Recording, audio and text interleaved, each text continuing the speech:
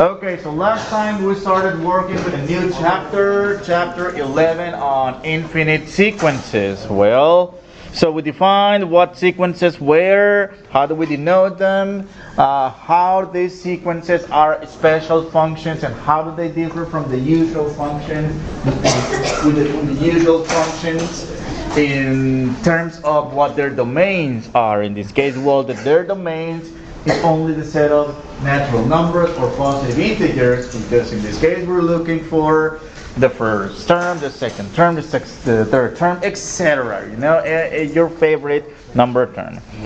We define how do we denote these sequences. Well, it's starting with n equals 1 to infinity. In a similar way that we define, they look a little bit like these integrals with limits, you know. But in this case, we are determining the limit of where the sequence is defined. All right.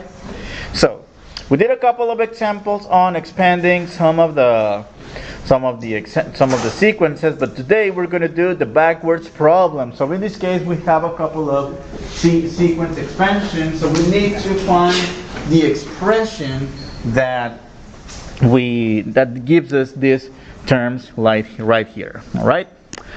So number one, let's start with well, the curly braces to begin with, and start at n equals to 1 to infinity. So usually we start with n equals to 1. All right. Well, so number one, what did you see in common for every single term of this sequence? What do they have in common? They have a radical, and in this case, this is a radical of index 2. This is a square root. All right, they're all square roots. Okay, so in this case, if we want this sequence to work with our starting index n equals to 1, well, of course, some n should be inside of the radical.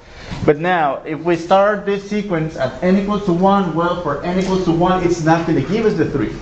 So what do we have to do in order to get a number 3 inside of the radical for n equals to 1? We need to add 2, so plus 2.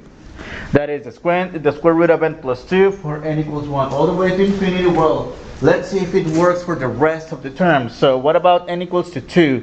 Is 2 plus 2 equals the next term equals to 4? It is. What about n equals to 3? 3 plus 2, that's equal to 5. What about 4? 4 plus 2 equals to 6, etc. It's going to work. Now, the thing here is there only one way to write these sequences? Well, no, there's many ways to write down these sequences. Like, for example, the square root. We can have our square root of n, and start our sequence at n equals to 3 and go all the way to infinity. That's another way. We don't have to start the sequences every time at 1. All right? So is there another way to do this? Of course. What about, I don't know, the square root of, I don't know, maybe n plus 22. All right? What about, no, that's too big. Well, it's fine, the end. So n, no, square root of n. But what if I want to start our sequence at 22? So in this case, how about minus what number equals to 3? 2019? All right, all the way to infinity. So there's infinitely many ways to write down these sequences. We don't have to start it at 1 every single time. And what are we doing here in this case? This process of writing these sequences with different starting index, it's called shifting the index. We're going to look at this more in depth when we get to the geometric series test in the next section. But just to give you a preview of where you use this, so for example, later when you take differential equations, you will have to, one of the methods of solutions of differential equations is using sequences and series. And in some cases, you need to combine all these expressions in terms of sequences and series, but in order to combine them, it's again like combining like terms. So you can combine sequences into a single one sequence, provided you have the same starting index, and so we can combine it into one together. So that's why we do these shiftings, but we're going to look at this more in depth later in the chapter. In the meantime, well, let's have a look at letter B. So we have 3/5, negative 4 over 25, power 125, negative 4 over 625, etc. So let's see if we can write this as a condensed expression of n. Number one, let's start with curly braces, of course. Start with n equals to 1 to infinity. So number one, we need to, in this case, look for a pattern. Okay, do we have the sequence of even numbers, a sequence of odd numbers, a sequence of perfect squares, powers of 2, powers of 3, powers of another number? Any ideas on what do you see about this sequence? So that's powers of 5 in the denominator, right? So for sure, powers of 5 to the n is going to be in the denominator, right? Anything else you see? It's an alternating positive negative. It's alternating, so for sure we're going to need for an alternating factor that is n 1 to the negative 1 to the n. But now we need to make sure that negative 1 to the n works, and because we want to make sure that our first term is positive, so will the alternating factor negative 1 to the n work to get our first term to be a positive number? It's not going to work, so we need to fix the power to n plus 1 or n minus 1. It doesn't really matter. Alright? So what about the numbers in the numerator? 3, 4, 5, 6, 7. All these numbers differ by 1. Right? However, they start at 3. And in this case, well, we're starting our sequence at n equals to 1. So for sure there has to be an n. But n plus 2 again. N plus 2, so that's 3. 2 plus 2 equals 4. 3 plus 2 equals 5, etc. This should work. Right? So, and again, it's important to look at patterns in this case, to recognize patterns of numbers like perfect squares, perfect cubes, what else? You know, evens, odds, etc. Alright, what else are we going to do with sequences? So, because we are looking at the behavior of these sequences at infinity, so we need to find what their limits at infinity are. However, before going into finding limits at infinity, we need to make sure we understand how to work with factorials. So you may have seen these factorials before if you have taken a probability and statistics course, but if not, well, I'm going to define what factorials are. So essentially, when we have an n factorial, that's a number with an exclamation sign. That's not an excited number, even though it looks like it is, or a mad number. And well, so what do we do with these factorials? So essentially, it's multiply all the integers and below that n, all right? For example, 3 factorial, so that's 3 times 2 times 1, well, whatever that is, that's a 6. 4 factorial, multiply 4 times all the integers below it, 4 times 3 times 2 times 1, etc. Notice how computing these factorials, these numbers get really big every time pretty quickly. And you can see they jump from 4 factorial to 5 factorial. That's actually an order of magnitude. It goes from the tens to the hundreds. And then when we go from 7 factorial to 8 factorial, that's another order of magnitude. So these grow really, really quickly. Alright? Now, it's important as well how to treat these factorials, because we may need to expand one factorial one way depending on our needs to simplify an expression or compute a limit, etc. And okay, let me take the example for 6 factorial. So 6 factorial, number 1, okay, let me repeat this. This is 6 times 5 times 4 times 3 times 2 times 1. However, if I group these numbers here, 5 times 4 times 3 times 2 times 1, isn't it the same as saying 5 factorial? And in this case, another way to express the 6 factorial is 6 times 5 factorial. Another way, 6 factorial, let me write it again, 6 times 5 times 4 times 3 times 2 times 1. And in this case, I'm not going to group the first 5 or the last 5. I'm going to group the last 3. So 3 times 2 times 1, it's the same as saying 3 factorial. So this will be 6 times 5 times 4 times 3 factorial. Alright? So really there's no correct way to write this factorial. So that's going to depend on our needs, on how are we going to simplify this factorial. So, and well, the reason why we need to make sure we know how to simplify these factorials is because number one, on a quiz or an exam, you don't have any access to a calculator. So computing all these factorials by hand, this is not going to be practical because you will have to expand these numbers, multiply them by hand, and then do a long division by hand. So it's not going to be practical. So is it factorial always a positive integer? It's all a positive. Yeah, it's only with positive integers.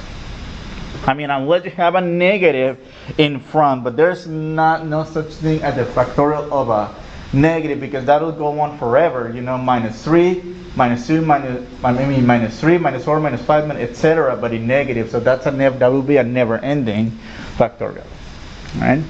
So let's do some examples on how to simplify factorials because again, so let's suppose we are on a quiz, on an exam, we don't have access to a calculator, and well, so this is what you don't want to do, yes? Oh, I was just gonna ask why 0 integer equal 1. Good question. Why is 0 factorial equals to 1 and 1 factorial is also equals to 1? Well, this 0 factorial, so it's typically used to in combinatorics, for example.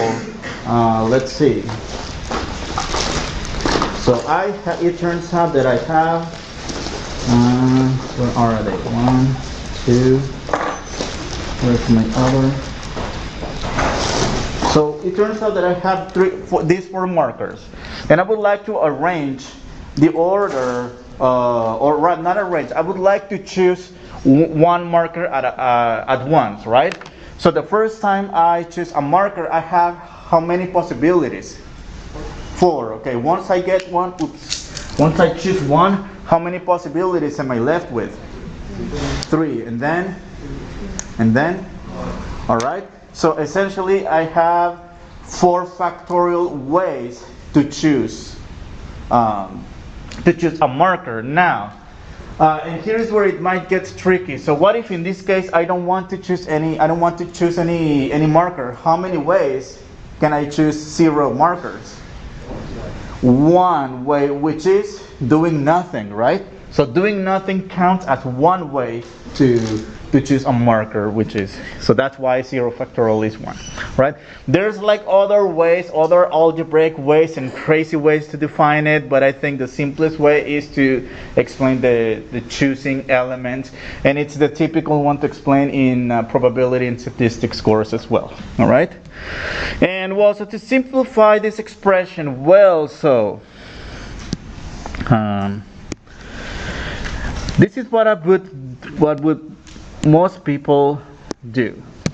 Try to simplify 9 times 8 times 7 times 2 times 1 over 7 times 6 times 5 times 4, etc. Well, good luck on multiplying all those numbers without an access to a calculator, all right?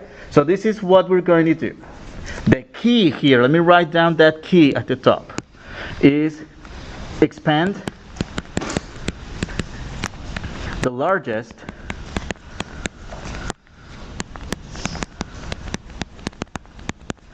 of the factorials.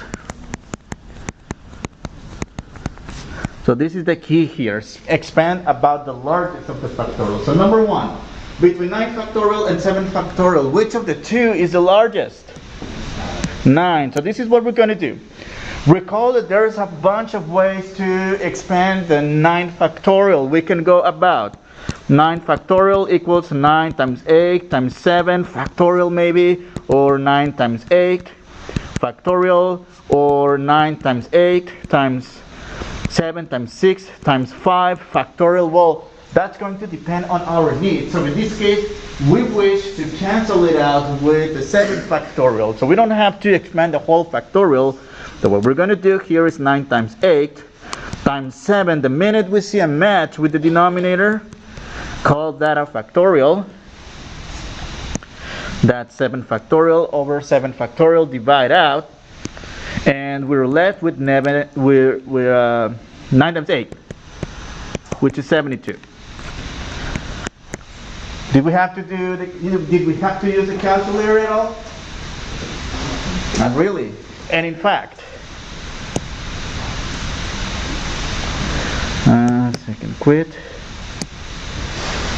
Clear. What if we wanted to use the graphing calculator anyway? It takes forever to reach the factorial function. So like 9, we will have to go math, prob, scroll down a couple times, enter, divide by 7, math, factorial. So it takes some time to reach that factorial symbol as opposed to just expand the largest of the factorials, divide out, simplify. Alright, 12 factorial divided by 3 factorial times 10 factorial. So there's a couple of ways to simplify this one. Number one, and the one that you don't want to do, that is 12 times 11 times 10 times 9, 8, 7, 6, 5, 4, 3 factorial, to divide out with these 3 factorial. But then you will be left with this 10 factorial, which is still big. So my advice is to work with the two largest of the factorials in this case. All right. So this is not what you want to do. What you want to do in this case is, okay, I'm going to expand between the largest of these two, between 12 and 10. So which of the two is the largest? 12. All right. So notice we're not going to use any calculator at all. So 12 times 11 times, oh, there's a match with the 10. Call it a factorial, divide by 3 factorial times 10 factorial. And, well, we can divide this out, cancel them out. And I know what you might be thinking, multiply 12 times 11 to get a big number, do a multiplication on the sign. No, don't do that, because it's easier to simplify that 3 factorial. That 3 factorial is 3 times 2 times 1, which is 6. So we are left with 12 times 11 times 6, and well, 12 over 6, that's 2 and 1, 2 times 11, 22. All right, 22. All right, what about when we have algebraic expressions? We no longer have numbers, we have variables this time. So in this case, n plus 1 factorial divided by n factorial. So in this case, it's the same thing. We need to choose between the largest of the factorial. So which expression, numerator or denominator, will produce a larger factorial? The top one. So that's the one we're going to expand. So by the definition of the factorial, just go about multiplying by all integers below. So that'll be, start with n plus 1. Then one integer below n plus 1 would be n, and then n minus 1, and then n minus 2, and n minus 3. Oh, but I think I'm going too far. Alright? Because all I need is divide out the n factorial. So in this case, I don't need to go all these 3 additional ones. We can just go about n factorial, and only then we can simplify this, and this is n plus 1. And notice this expression no longer depends on factorials. All right, so, and that's going to be ultimately that's going to be our purpose, to get expressions that no longer depend on factorials, so we can compute the limits that we are about to do. Let me give you another example on the side. For example, What about n? What did I do in this case? N plus 2 factorial, or rather, no, n minus 2 factorial and n plus 2 factorial. And again, in order to simplify this factorial in a way that no factorials appear in our final expression, in this case we need to simplify about the largest of them. Which one is the largest? The bottom one, right? So we need to go about this. We need to go like this. Well, so n plus 2, one less is n plus 1, and n minus 1. I have to keep going until I match with the 1 in the numerator, n plus 2, or rather n minus 2 factorial. And only then we can simplify n minus 2 factorial with n minus 2 factorial, and we will be left with 1 over n plus 2, n plus 1, and n minus 1. And notice this expression doesn't have any factorials in it, right? It's only expressions of n. So we will use this later. So in the meantime, let's define the limit of a sequence.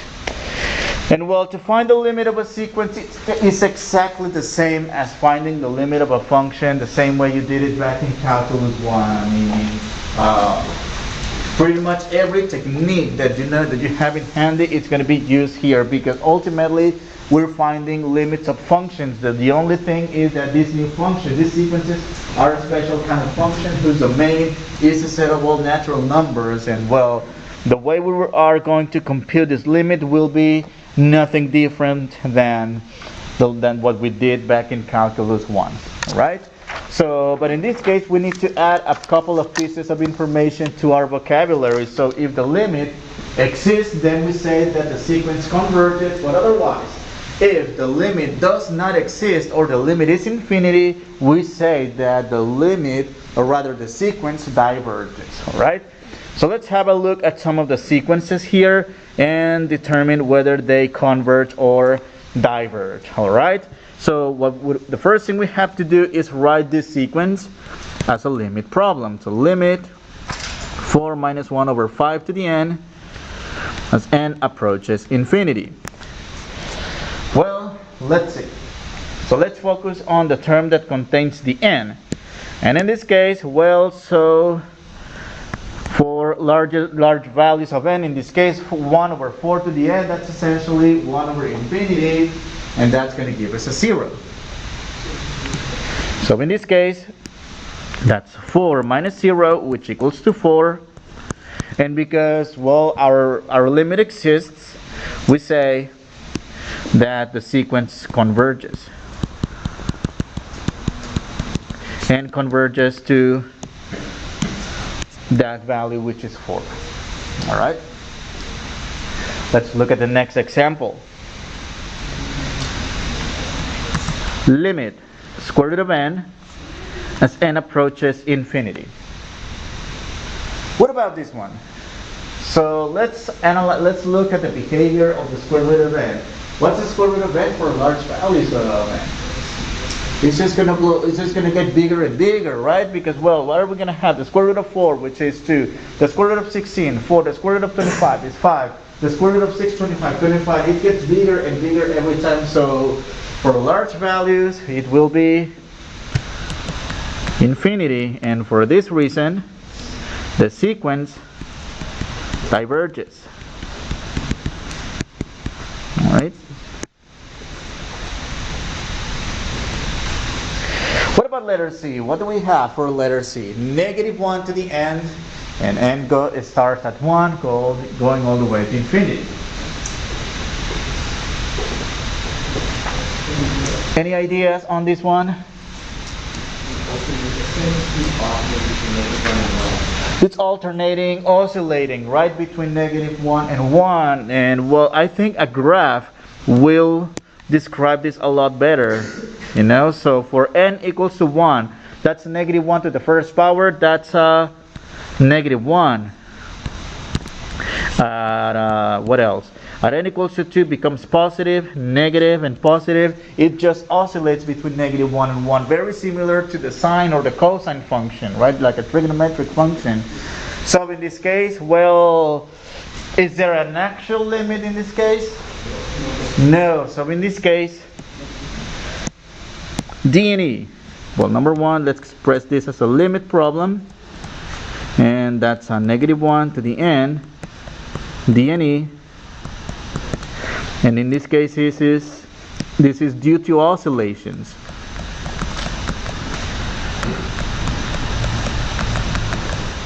So for this reason, this sequence diverges as well. All right.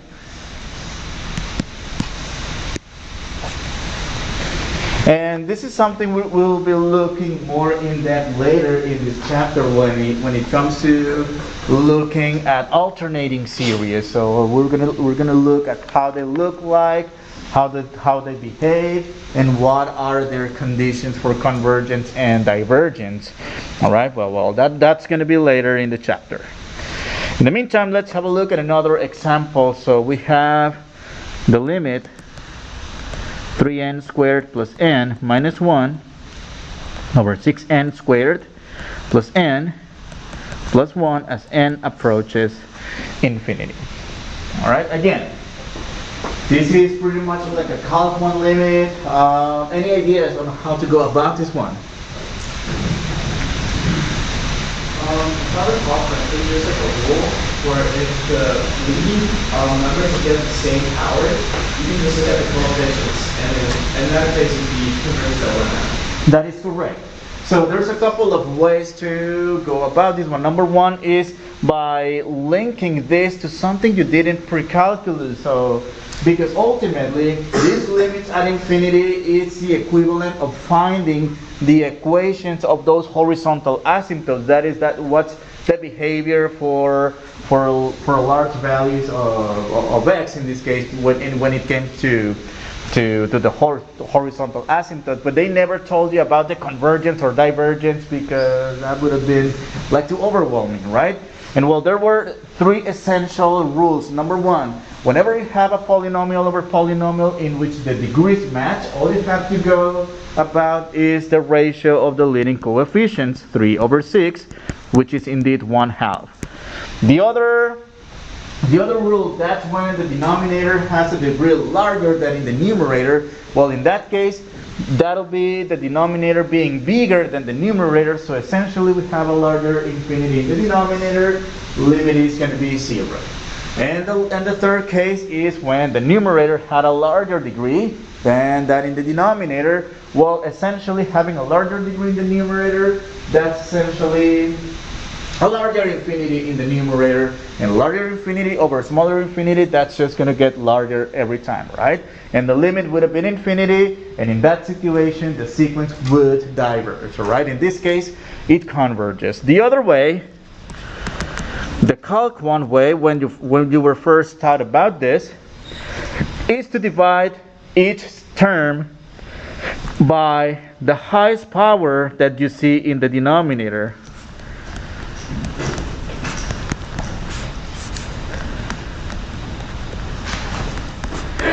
This way, and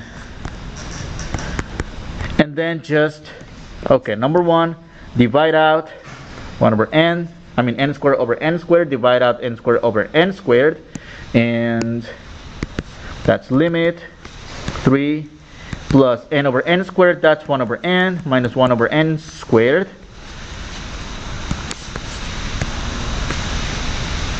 Over n, 1 over n squared. And well, essentially, all we have to do is look at each term. Well, and approaching infinity, that goes to 0, 0, 0, 0, and the only terms that survive the cancellation, again, it's the same as the leading coefficient. But that was back in Calculus 1 when you first looked at limits at infinity rather than the horizontal asymptote picture in this case, but more like the limit. And well, in that case, you were looking at algebraic ways to manipulate an expression. So in this case, now in Calc 2, you don't have to go the long way. In Calc 2, just go with those guidelines of finding the horizontal asymptote or looking at the leading coefficients if it works, all right? So in this case, what do we have? We still need to say that the sequence converges. And converges to that value, all right? Let's have a look at another example. What do we have? 2 to the n divided by 5 to the n. Okay, let's write it as a limit expression. 2 to the n over 5 to the n. N approaches infinity. So number one, there's a couple of ways to go about this limit. There's one way you don't want to do it because that's actually going to make your problem more complicated than it is. And in fact, it's just going to have you going into an infinite loop and you're not going to be able to get out of it. Number one, well, so let me show you the way we are not supposed to do. So number one, every time we have a limit problem, direct substitution might be a good idea. And in this case, 2 to the infinity is infinity. 5 to the infinity is also infinity. Infinity over infinity is an indeterminate form. That means we can do algebra to simplify this if possible. You know, like factoring something, rationalizing a conjugate, multiplying numerator and denominator by a conjugate. Well, in this case, I don't see anything, any of those techniques that I've just listed, that I just mentioned, to work in this case. So whenever you run out of possibilities, in Calc 1 you learn the L'Hopital's rule, which is to differentiate numerator and denominator, not the quotient rule, right? Not the quotient rule. So the derivative of 2 to the n is 2 to the n, 5 to the n times ln of 2 and ln of 5 for each case. However, did the L'Hopital's rule work here? Is that going to help us simplify our expression? Try it again. L'Hopital's rule. Well, that's going to be itself 2 to the n, but ln of 2 squared, ln of 5 squared, 5 to the n, and approaches infinity. Well, do you see how we are getting a problem more complicated than initially is? So L'Hopital's rule is not going to help here. All right. So let's just go back. So we need to in this case do a couple of ways. So number one, either by estimation of which infinity is larger than the other one, or a graphing approach. Well, for the graph to discuss each of them, well, so that'll be limit 2 over 5 to the n, and in this case, notice the denominator 5 to the n would be a larger infinity than the infinity given by 2 to the n. But so because we are getting a larger infinity in the denominator, this limit should be a 0. All right. So let me write down the answer equals to 0 and call it a convergence here. Well, however, notice this is like an exponential function.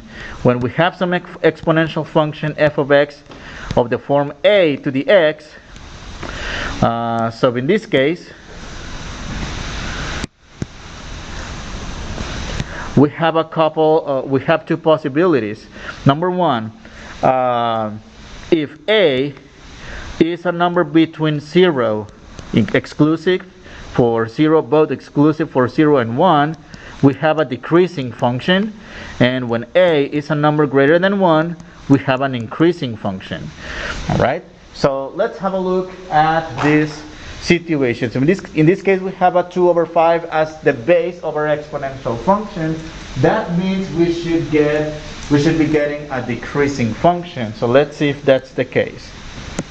So 2 over 5 raised to the x power. Let's graph. So in this case, that matches the description of the function. Yes? Isn't it something about like a geometric test that we can do? That's that's gonna be for series. For yes, we're gonna use the same idea later, but to determine the convergence of the geometric series. That's correct. And well, so in this case, what do we have? We have a function that looks like the decreasing. All right. Well, in this case, it's decrease. It's not blowing up to infinity. It's actually getting smaller and smaller every time. Doesn't that confirm the estimation idea of the denominator's infinity being larger than the numerator's infinity? So either way, all right. In this case, converges and converges to 0. All right.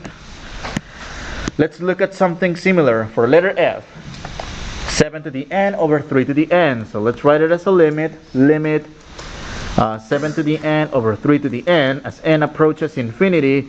In this case, if we observe both numerator and denominator, it turns out that 7 to the n would yield a larger infinity than 3 to the n, right? Because of the base, because of the size of the base.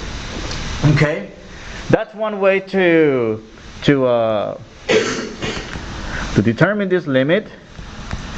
Or that's a 7 over 3 to the n power. So this time we're going to have an exponential function whose base is larger than 1. So in this case, we would expect to, when we relate this to its corresponding function of x, we would expect to see an increasing function. Let's see its graph if that confirms it.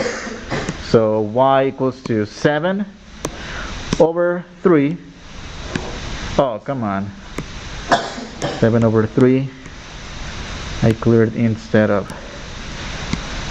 graph. Where is that going to? Isn't it blowing up to infinity? So that means diverges. And that graph approach confirms the fact that larger infinity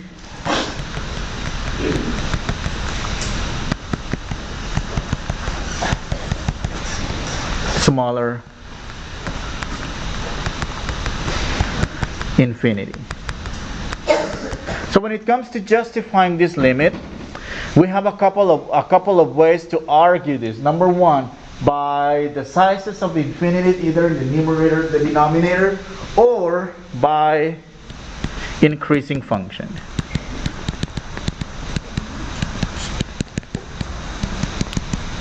So in this case, the limit blows up to infinity, which means diverges. Right?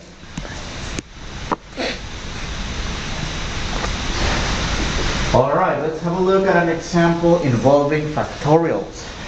And that's the reason we took a detour into looking how to, or what factorials are and how do we work with them. So this time, let's write this as a limit first of all.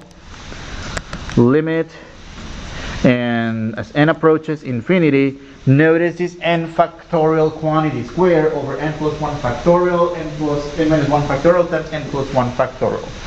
So this n factorial squared, I'm going to write it as an n factorial times itself divided by n minus 1 factorial n plus 1 factorial. Well, if we try direct substitution for this expression, what are we going to get? Okay.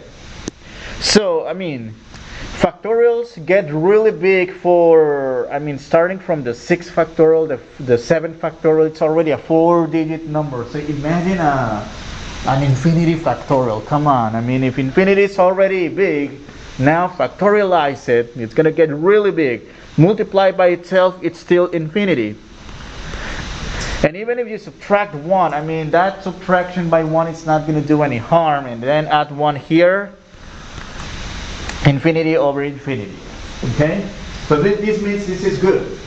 Because this means that we can do any algebraic technique to simplify this expression, and so that we're able to compute the limit.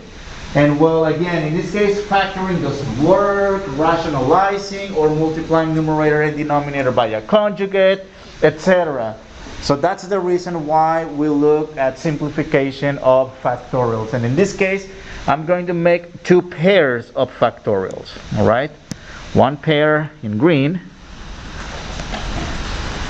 and the one pair in yellow. All right, we're going to simplify each pair. So let's look at one pair at a time. The pair in green, n factorial over n minus 1 factorial. Which of the two factorials is larger? The one at the top, the n factorial. So that's the one we're going to expand. So that's limit n approaches infinity. So n times 1 less, n minus 1. We could have gone to n minus 2, n minus 3, n minus 4 had we had the need, but in this case we don't need because we already expanding the first factor already matches the one in the denominator, which is n minus 1 factorial. Put a factorial here. Now let's look at the factorials in yellow. So between n factorial in the numerator and n plus 1 factorial in the denominator, which of the two is the largest one? Plus 1. So let's go about n plus 1. 1 less would be n, but we don't have to keep going further, n minus 1, n minus 2, n minus 3, because in this case this n right here already matches the one in the numerator. So n factorial, n factorial. All right, and we can go about the simplification of the factorials, and this will be equal to limit n approaches infinity of n over n plus 1. What would be this limit equal to, by the way? 1? Because what do we have? Polynomial over polynomial, and the degrees of the polynomials match in this case, degree 1 over degree 1. So we can go about the ratio of the invisible leading coefficients. That's 1 over 1, which is simply 1. Which one? Oh yes, it's n over n, so we can either use that or even do the L'Hopital's rule. What's the derivative of n? 1, and the derivative of n plus 1. That's also that's another way to to do this limit. So in this case, converges.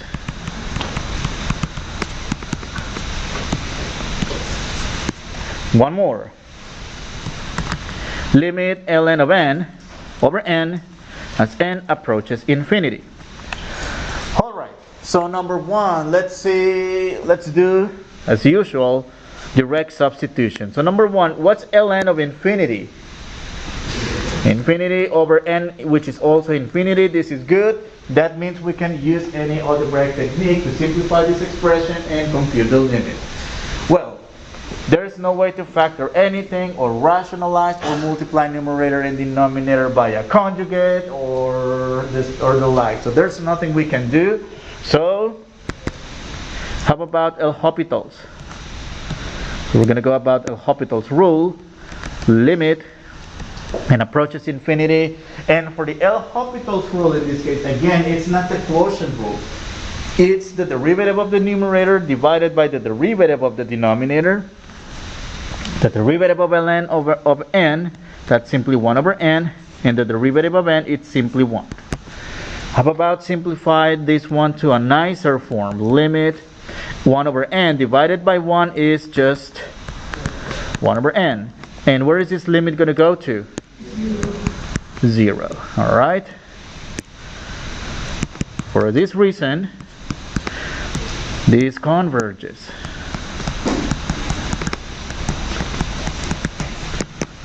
Alright? This sequence converges. Okay, so for the next couple of minutes, I would like to give you the definition of a monotonic and bounded sequence. Yes? For H, you also just look at it graphically and see that n goes way faster than natural 1. That's another approach, but most likely on a quiz or an exam, the grader would be looking for some algebraic, like in this case the L'Hopital's rule. But you're right. I mean, if we look at the rates of change or ranking the functions, the linear function, which is technically a polynomial grows faster than a logarithm. And in this case, I mean, So this is our n, and this is our natural log of n. So for a large values, indeed, you're right, that n in the denominator, which is the linear, grows faster, and that makes it a 0. Okay, so real quick. Sequences have certain behavior, so we will further look at the behavior of the sequences based on how they increase or decrease. And well, in the case of an increasing sequence, so suppose we have this, okay, for n equals 1, that's the value, n equals to 2. See how these terms get bigger and bigger. And for a decreasing sequence, so we start at n equals 1, this number, and then they get smaller and smaller every time. So essentially, if we take just two terms, and let me call this a sub n, and the next one a sub n plus 1, for example, a sub 4, a sub 5, a sub 11, a sub 12, it's the next one. So in this case, this sequence is increasing whenever a sub n is smaller than a sub n plus 1, and we can see that in the graph. If we look at the height of a sub a sub n plus 1, that's higher than a sub n, so that describes the increasing sequence. But on the other hand, if we choose some a sub n over here,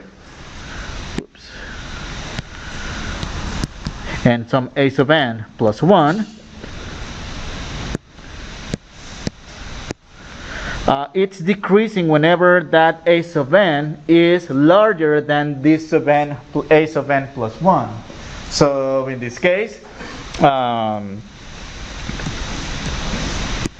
this is increasing and this is decreasing. Alright? And whenever a sequence is only increasing or only decreasing, we call it monotonic, because there are other sequences that are not monotonic. They have both behaviors at the same time. For example, if we have this increasing and then decreasing, like the sine function, at some intervals increase and then decrease and then increase again. So in this case, it has both behaviors at the same time. So for this reason, it's not monotonic. It's monotonic only when increases or decreases only. Alright?